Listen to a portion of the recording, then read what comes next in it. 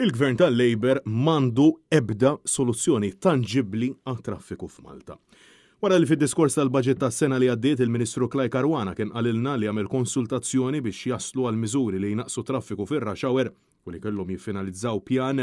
Sena wara din il-konsultazzjoni u dan il-pjan bħal donnu bħal kollox. Dan bħalma sparixxa wkoll il-proġett qawwi ta' trasport tal-massa tal-metro illi ssowa lil pajjiżna tal-inqas 400,000 euro.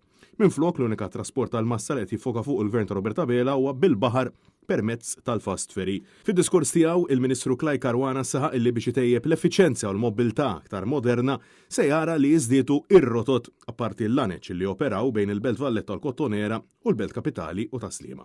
Ġie spjegat illi għaddej xogħol preparatorju għal proġett ta' parkeġġ taħt l-art qrib iż-żoni tal-ferries.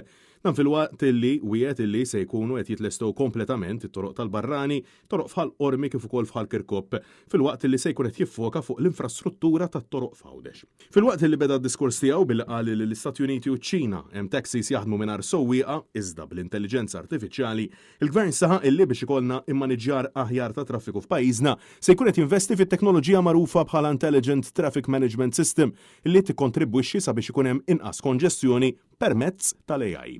Klaj Caruana ħabbar ukoll li l-Gvern se jkun qed jippubblika strateġija nazzjonali illi tiffoka fuq iċ-ċikliżmu u għal darb'oħra ġimwiet illi se jinħolqu ħolqien ta' passaġġi għar-roti u passaġġi pedonali fit-toroq Maltin u Għawċin. Dan fil-waqt li mis-sena d-dieħla l-iskema għax-xiri ta' vetturi ġodda li jaħdmu bl-elettriku ser tiġi estiża. Kull min jixtri vettura ġdida, inkluż moturi illi jaħdmu bl-elettriku, ser ikun intitolat għal għotja li tvarja bejn massimu ta' 2,000 euro għal moturi u sa massimu ta' 8,000 euro għal karozzi u vannijiet żgħar b'xi kundizzjonijiet ġodda li se jkunu qed japplikaw.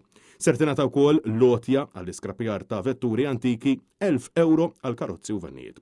Fil-bidu tad-diskors tiegħu Klaj Caruana sostna li l-kriżi qawwija ta' traffiku f'pajjiżna inħolqot mis-settur privat u l-ħaddiema barranin li ġejjin minn pajjiżi terzi kif saħaq li dawn wasslu għall-isfidi fit-traffiku u l-infrastruttura. Infrastruttura mhux biss ta' toroq iżda wkoll pejs fuq id-dawl, l-ilma u d-dranaġġ.